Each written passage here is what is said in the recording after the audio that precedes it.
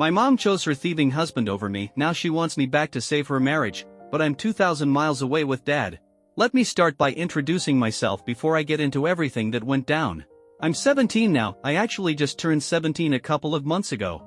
I graduated from high school about a month back, and I've always been a straight-A student, the kind who works hard and keeps their head down. For the past year and 10 months, I've been living full-time with my mom. She's 38, a single mom, and she works as the head chef at one of the top Italian restaurants in our city. My parents split up when I was 10.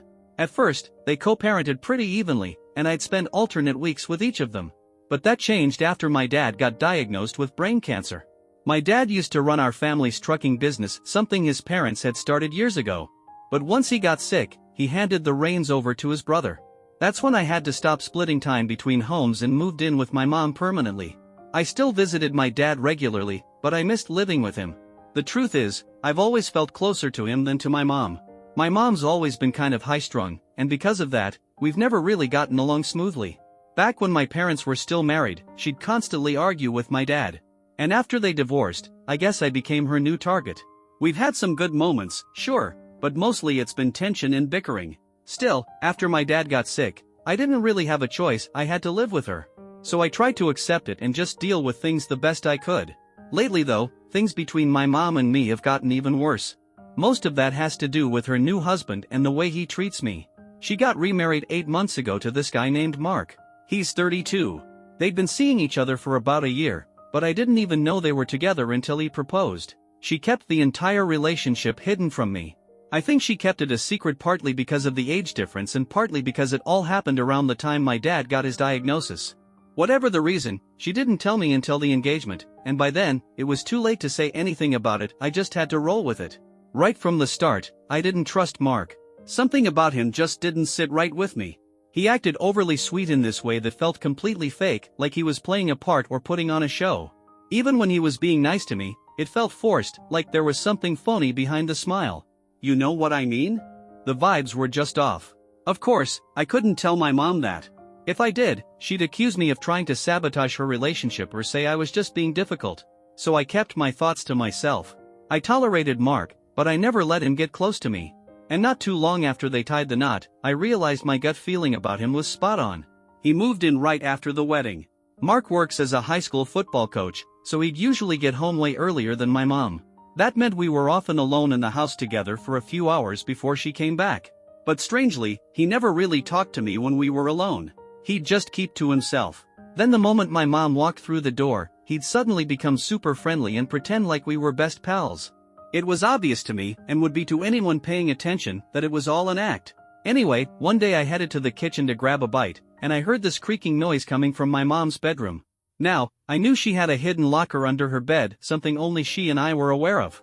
She always kept the main keys on her, and she had a backup set that she usually left with me. I never gave them to Mark. So when I saw him in the bedroom with the locker open, I instantly knew he must have stolen her keys.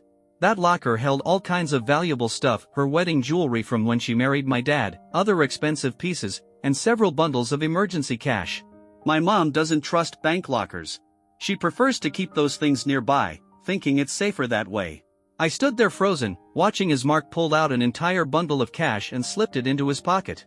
I couldn't move, I was so stunned. And then he turned around and saw me standing in the hallway. His face changed for a second, like he was annoyed, but then he gave me this fake smile, walked over, and casually put his arm around my shoulders like nothing happened. He led me to the living room and sat me down on the couch. That's when he said my mom had asked him to grab some cash for a work emergency and that's where he was headed. He told me not to worry and said there was no need to bring it up with her. Everything about it felt wrong, but I didn't say anything right then. Later that day, when my mom got home, I pulled her aside and said I needed to talk to her about Mark. But the second she heard his name, she shut me down completely. She didn't want to hear a single word. She told me she'd been expecting this, that eventually, I'd try to come between them. Somehow, she assumed I was going to ask her to break up with Mark and get back with my dad. I honestly have no idea why she'd think that. I never gave her that impression. In fact, I was actually relieved when she and my dad split up. Their constant fights had made our home miserable, and I was glad when they finally went their separate ways. I tried again to explain what happened, but she cut me off. She yelled at me and said if I said anything bad about Mark, she'd ground me. That really got to me.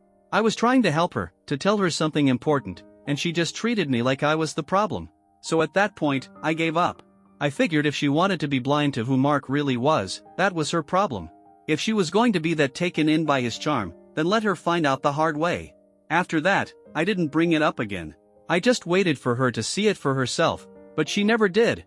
The months went by, and I started pulling away from her more and more. It felt like everything in her world revolved around Mark, and honestly, it made my skin crawl. Not just because of how she acted, but because it was him. And then, just about a week ago, my mom told me she needed to sit me down and have a serious talk. It was the weekend, and since Mark had gone out with his buddies, it was just me and my mom at home. When she told me she wanted to talk, my first thought was that something had happened to my dad. But she quickly said it wasn't about him and then started rambling on about completely unrelated stuff. I had no idea what she was trying to get at. After a while, I got tired of playing the guessing game and told her to just spit it out. That's when she suddenly blurted out that she wanted me to leave. Just like that, she said Mark told her he didn't feel comfortable around me. Apparently, I made him feel unsafe and like he wasn't welcome in the house. I mean, I already knew my mom was head over heels for this guy, but I honestly didn't see this coming. Who kicks their own kid out over their husband feeling insecure? It didn't make sense to me. The only reason Mark felt uncomfortable was because he was scared I'd tell my mom the truth about the locker, that I'd expose him for stealing. Deep down, he probably knew I saw through his little act, and he was terrified that one day my mom might finally take off her rose-colored glasses and realize who he really was. But the thing is, he had nothing to worry about, not after the way my mom had shut me down when I first tried to tell her. She made it clear that she wasn't interested in hearing anything bad about him. I hadn't said a single word to her about him since then. At that point, I was just completely over it. I didn't even bother trying to argue with her. I just said okay, got up, and started packing. My head was pounding with rage the whole time. A part of me wanted to wait for Mark to come home just so I could punch him right in the face. But then I spotted my mom's spare locker keys and came up with a better plan. While she was sitting in the living room watching TV, I quietly slipped into her bedroom. I grabbed her purse, took out the spare keys, and walked away with them. I also left a little note inside her bag that said if she wanted to know where her original keys were, she should go ask Mark. That way, he wouldn't be able to just walk away from this without consequences. Once I finished packing just my clothes, books, and a few other important things, I headed back to the living room to say goodbye. My mom looked genuinely surprised, like she hadn't expected me to actually leave the same day. That's probably why she was still glued to the TV instead of helping me pack or even pretending to care. She snapped out of it pretty fast, though. Gave me a quick hug goodbye, no tears, no emotion, nothing. It was painfully obvious that she didn't see anything wrong with what she was doing. It was like I was just some roommate leaving town, not her daughter being kicked out over some guy. So I left. I got on a bus that took me all the way to my dad's place. He lives out in the suburbs, about 2,000 miles away from where my mom lives, which was a big reason I'd been staying with her in the first place. My dad's still getting treatment, in and out of the hospital pretty often. He lives with his brother, who takes care of him. Whenever I used to visit, which I tried to do every week, I always kept things light and upbeat so he wouldn't stress about me. I missed him a lot, but I also didn't want to dump my problems on him. So I never told him anything about Mark or what was going on with my mom. Every time he asked how things were at home, I'd just smile and lie, say everything was fine, that I was doing well. But this time, I couldn't keep quiet. I had to tell him the truth. He needed to know. So I sat him down and told him everything. I didn't hold back, I walked him through everything that had happened, right up to that day. And when I got to the part about my mom kicking me out because of Mark, he got so angry his ears literally turned red.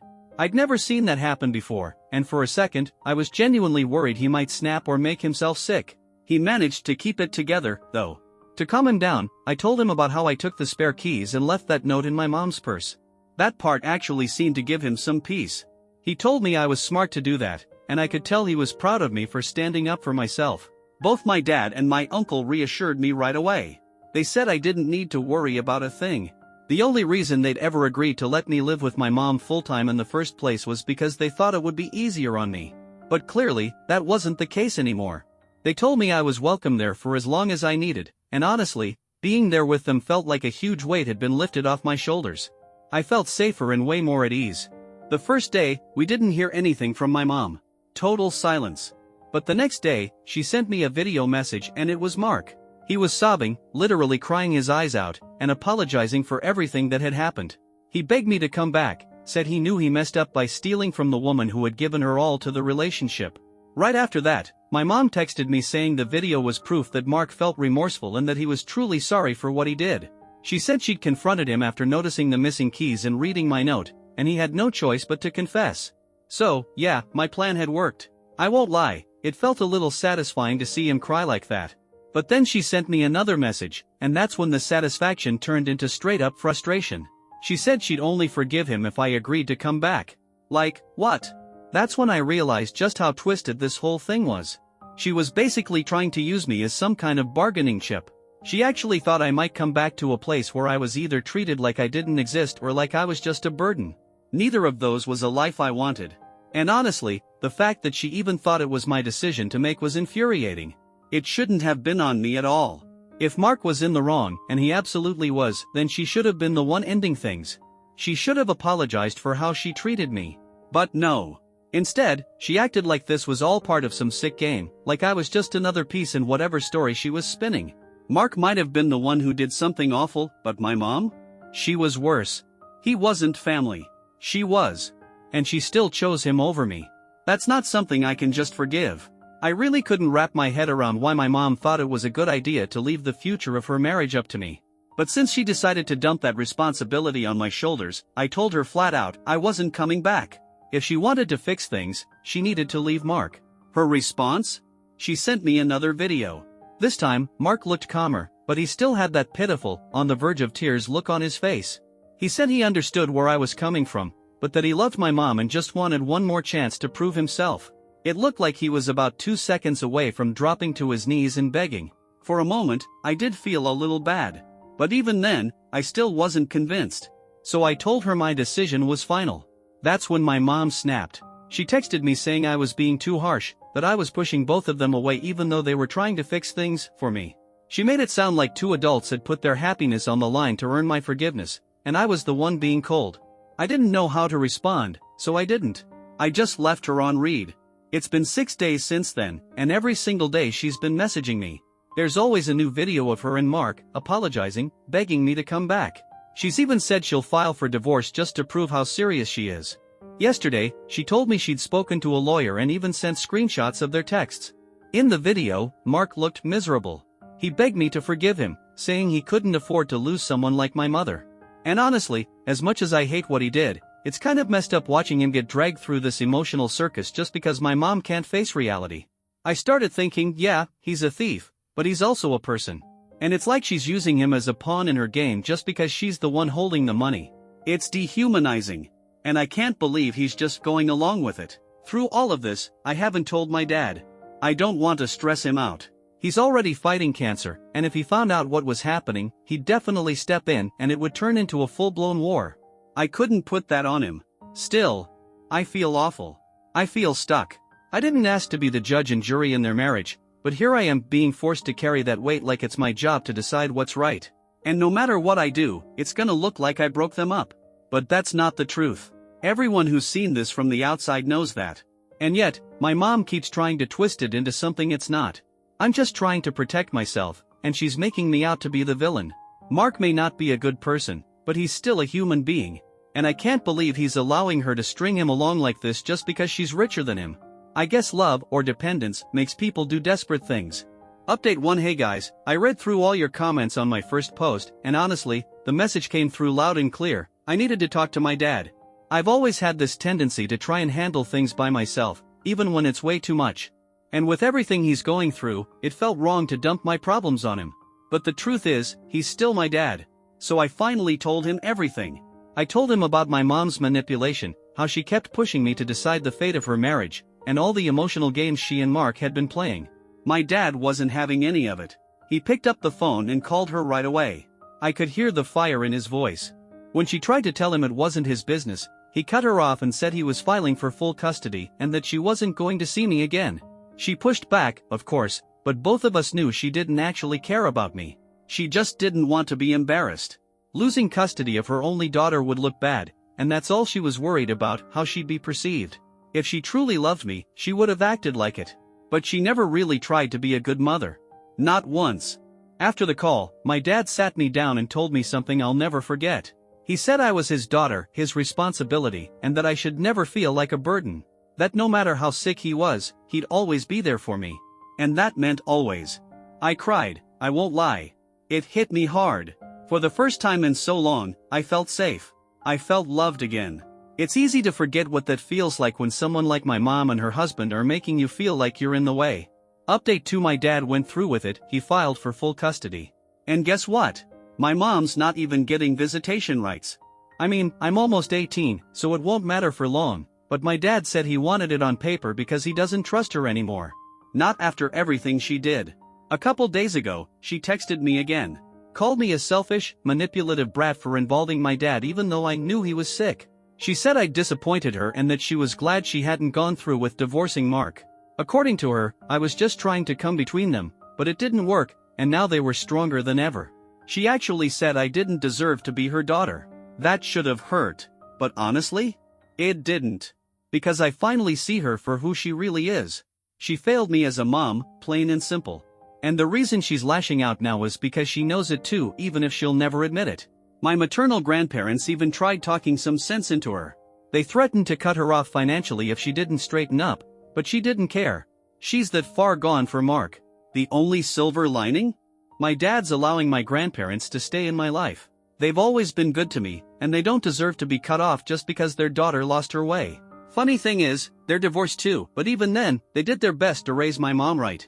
Sadly, she learned absolutely nothing from them. She failed as a wife, as a mother, and even as a daughter. Update 3 today was bittersweet. My mother officially terminated her parental rights over me. I went with my dad for the signing. She showed up but didn't even look at me. Not a glance. It was like I didn't exist. I don't know how to describe how that felt. I'm sad, sure, but also relieved. I guess it's just a mix of emotions that I'm still trying to sort through. Mark wasn't there, not that I expected him to show up. Cowards never do. But it wasn't him that hurt me the most. It was her. Always her. My dad and uncle took me out to dinner afterward to cheer me up. It helped a bit. And, on a brighter note, we found out just 2 days ago that my dad's responding well to treatment. There's a real chance he might beat the cancer. If you're reading this, I'd be grateful if you could keep him in your prayers. He's my only parent now, and I don't know what I'd do without him. My uncle's amazing, but he's not my dad. And nobody else ever will be. I don't know how much time we've got together, but whatever time it is, I just want it to be filled with peace and love. That's all I ask. Thank you to everyone who's been listening, reading, and offering support. It means more than I can say.